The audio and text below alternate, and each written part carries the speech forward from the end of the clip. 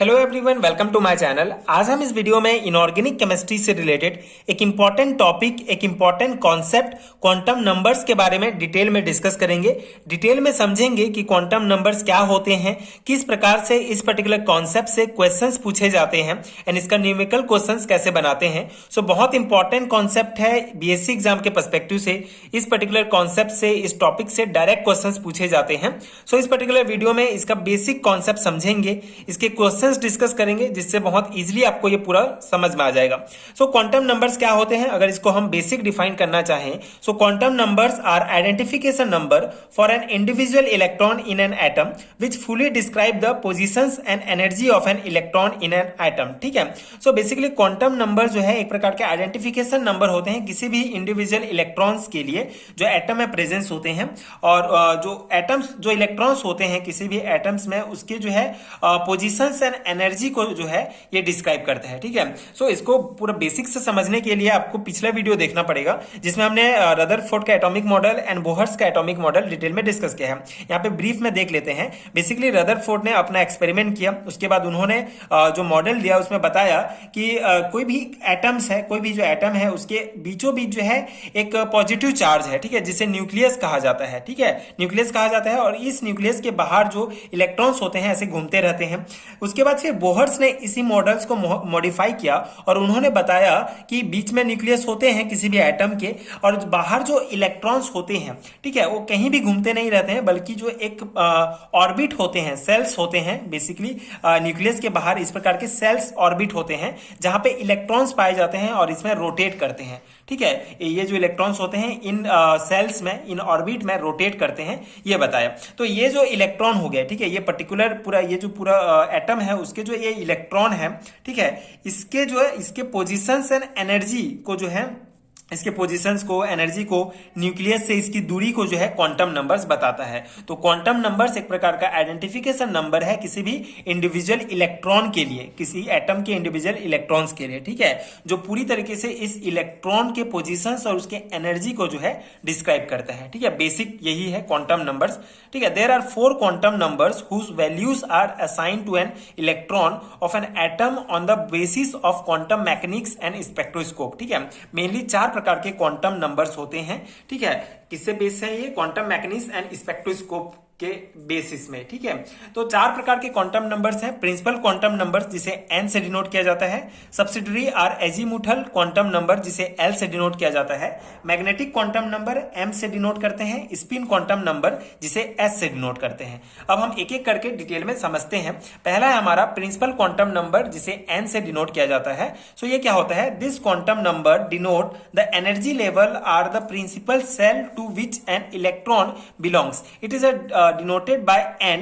It was introduce by Bohr. ठीक है, तो बोहर के द्वारा ही इसे इंट्रोड्यूस किया गया था। बोहर ने अपने मॉडल में जो है बताया था कि जैसे ये न्यूक्लियस हो गया एटम का, उसके बाद ये जो जो ऑर्बिटल्स होते हैं, इसका उन्होंने नामकरण किया था। ठीक है, इसका उन्होंने नाम दिया था, जैसे हमने पिछले वीडियो में डिस्कस किया था। तो ये जो पहला जो सेल होता है, इसे K, इसे L, M, NOPQ, इस प्रकार से जो आगे जो ऑर्बिट जो बढ़ते जाएंगे, ठीक है, न्यूक्लियस से दूरी के हिसाब से उसको इस प्रकार से नाम दिया, KLMNOPQ। ठीक है, तो तो ये क्या हो गया? ये KLM जो भी ये ऑर्बिटल्स के नाम हैं, ये क्वांटम नंबर में क्या होता है? प्रिंसिपल क्वांटम नंबर जिसे n से डिनोट करते हैं, वो बेसिकली इलेक्ट्रॉन जो है कौन से ऑर्बिट में, कौन से सेल में प्रेजेंट है, ये बताता है। ठीक है, जो प्रिंसिपल क्वांटम नंबर है ये बताता है कि जो इलेक्ट्रॉन है वो कौन से सेल में या कौन से ऑर्बिट में प्रेजेंट है। कैसे? देखिए, permitted value of n, it can have integral values from 1 to infinity. ठीक है, बेसिकली 1 से लेकर इंफिनिटी तक ये वैल्यू हो सकता है, जो n का वैल्यू होता है। यहाँ पे हम n का वैल्यू समझ रहे हैं। ठीक है, आपको ऐसे क्वेश्चंस ये पूछा जाएगा कि ये पर्टिकुलर जो है कोई भी एक एलिमेंट दे दिया जाएगा, इसके इतने नंबर के इलेक्ट्रॉन का, इसके इतने नंबर के इलेक्ट्रॉन का n कितना होगा, quantum number, principal quantum number क्या होगा। तो हम n कैसे निकालते हैं ये देख रहे हैं। ठीक है, प्रिंसिपल क्वांटम नंबर क्या है? तो basically it can have integral value, ये जो है 1 से लेकर इंफिनिटी तक इसका वैल्यू हो सकता है, for K, L, M, N and etcetera for the electrons, and this letter stand for major energy level. ठीक है, बेसिकली ये एनर्जी लेवल को शो करता है कि पर्टिकुलर इलेक्ट्रॉन कौन से एनर्जी लेवल में प्रेजेंट है। लेवल कोरिस्पॉन्डिंग n = 1, 2, 3 रिस्पेक्टिवली ऐसे हो सकता है, n बराबर 1 से लेकर इंफिनिटी हो सकता है। सकता है। जैसे कि यहाँ पे समझिए, अगर सेल्स, ठीक है, अगर कोई भी इलेक्ट्रॉन के सेल में प्रेजेंट है तो उसका जो प्रिंसिपल क्वांटम नंबर होगा वो 1 होगा। अगर एल में प्रेजेंट है तो प्रिंसिपल क्वांटम नंबर 2 होगा। एम सेल में है तो प्रिंसिपल क्वांटम नंबर 3 होगा। इस प्रकार से सो ऑन, ठीक है। एन में होगा, ओ में होगा, पी में होगा, तो इस प्रकार से क्वांटम नंबर बढ़ते जाएंगे। मतलब कौन सा इलेक्ट्रॉन कौन से सेल में है ये आपको कैसे पता चलेगा? अगर आपको एन बराबर जो है 1 दे दिया गया तो आपके दिमाग में डायरेक्टली आ जाना चाहिए कि ये जो इलेक्ट्रॉन है ये के सेल में प्रेजेंट है। ठीक है, ये बेसिक कॉन्सेप्ट है, इतना आपको समझना है। आई होप आपको समझ में आ गया होगा। ये प्रिंसिपल क्वांटम नंबर है।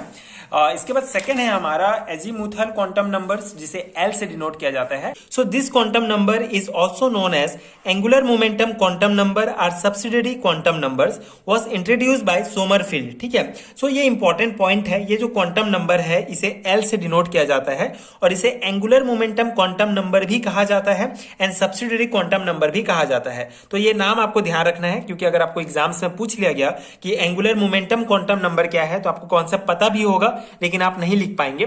तो ये जो नाम है ये आपको ध्यान रखना है। और ये जो क्वांटम नंबर था इसे सोमरफील्ड के द्वारा इंट्रोड्यूस किया गया था। ठीक है, and it is denoted by L. ठीक है, एल से इसको डिनोट किया जाता है and it signifies the sub level और sub shells in which the electron in situated and specify the angular momentum of the electron and shape of the orbitals. ठीक है, सो बेसिकली जो हमने देखा कि जो मुख्य क्वांटम नंबर होता है, जो प्रिंसिपल क्वांटम नंबर होता है, वो ऑर्बिटल या सेल्स के नंबर को बताता है। ठीक है, कौन से सेल्स में इलेक्ट्रॉन प्रेजेंट है।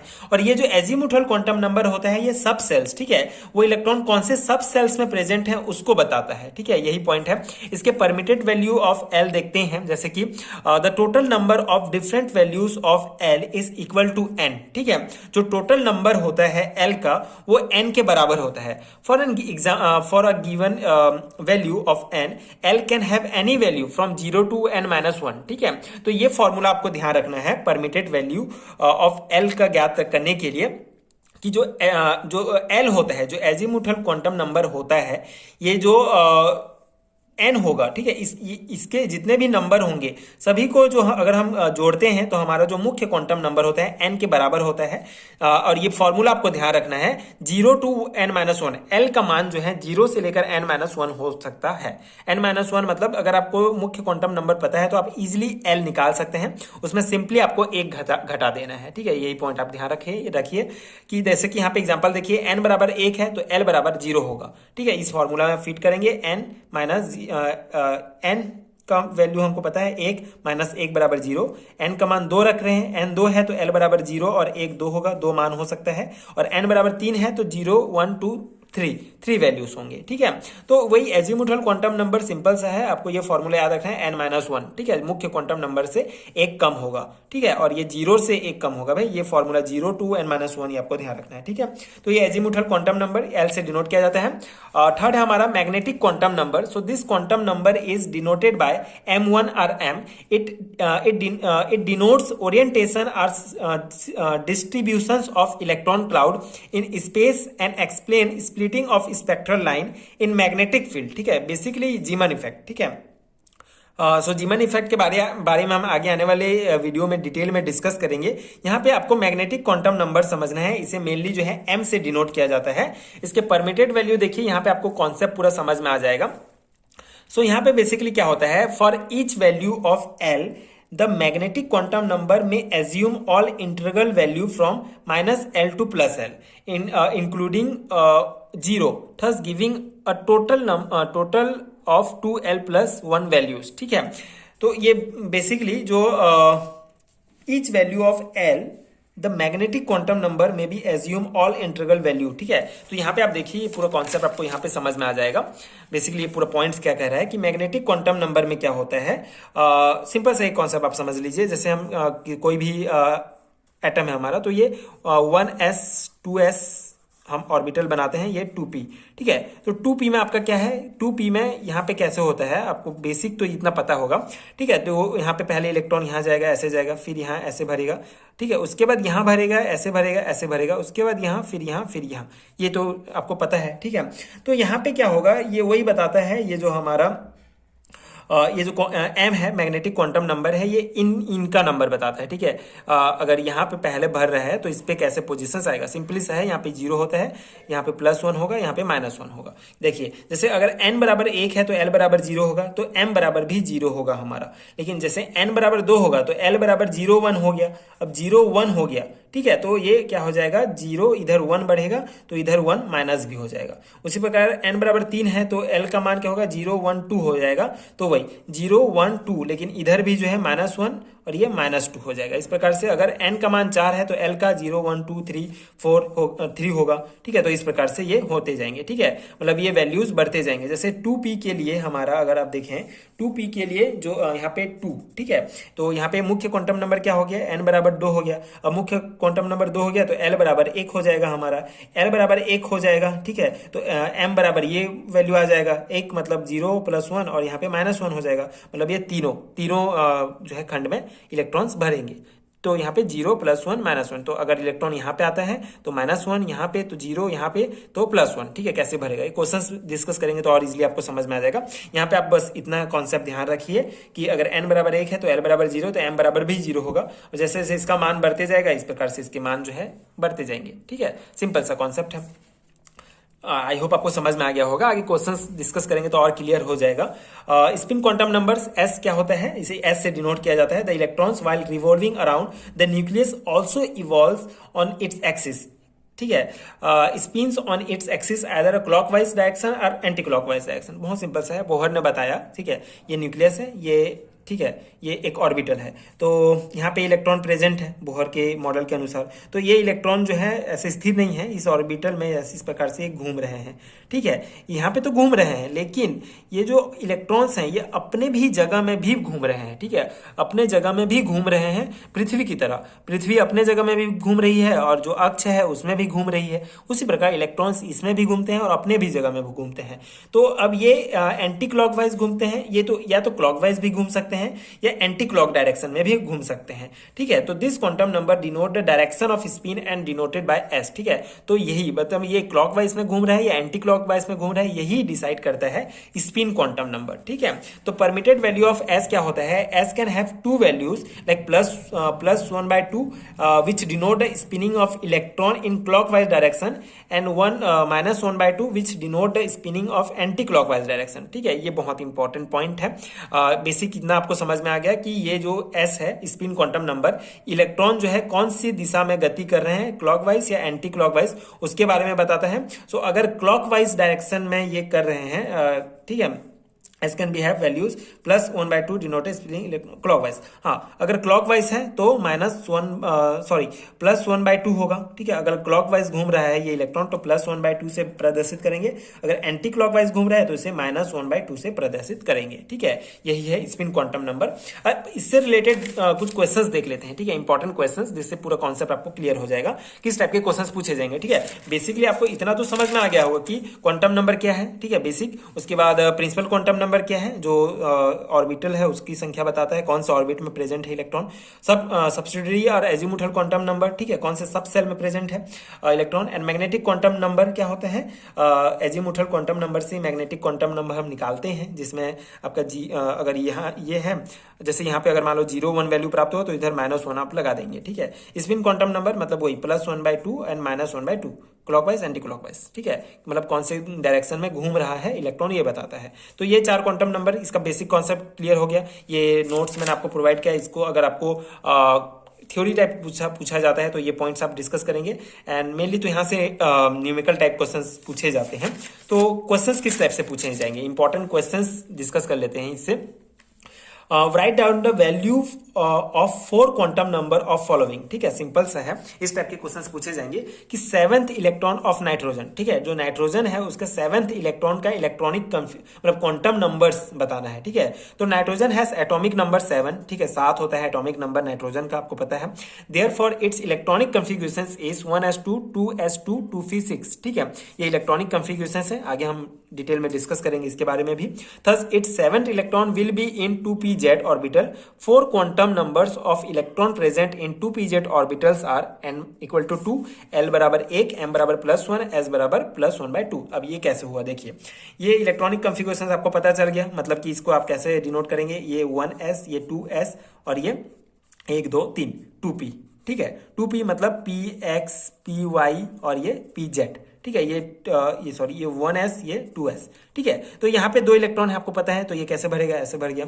यहाँ पे 2 इलेक्ट्रॉन है तो ये ऐसे भर गया। 3 है तो 1 2 3 ऐसे भरेगा, ठीक है। तो यहाँ पे क्या पूछा है, 7वें नंबर के इलेक्ट्रॉन का हमको क्वांटम नंबर्स बताने हैं, मतलब इस इलेक्ट्रॉन का। अब इसका बताना है तो सिंपल सा है आपको, n मुख्य क्वांटम नंबर क्या है, यहाँ पे 2 है तो 2 इसका मुख्य क्वांटम नंबर है। l क्या है, n बराबर 2 आपको पता चल गया, तो l बराबर आप निकाल सकते हैं 0 से लेकर n-1, तो 0 और ये 2 से 1 जाएगा तो 1, ये आपका l निकल गया, ठीक है।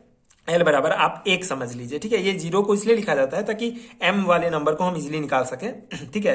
उसके बाद जो हमारा मैग्नेटिक वाला है, इसका कैसे निकालेंगे, ये जैसे हमको पता चल गया कि l बराबर 0 1 है, 0 1 है l बराबर, तो सिंपल से निकाल सकते हैं, मतलब यहाँ पे ऐसे भी निकाल सकते हैं आप। ये 3 है, यहाँ पे 3 ऑर्बिटल्स हैं, तो यहाँ पे 0 ये +1 ये -1, ऐसे ही इसको बांटेंगे तो प्लस, मतलब लास्ट वाला ये है 7th का पूछा जा रहा है, तो ये +1 यहाँ पे आ जाएगा। s बराबर, ठीक है, तो s में कैसे निकालते हैं, प्लस माइनस प्लस, ठीक है।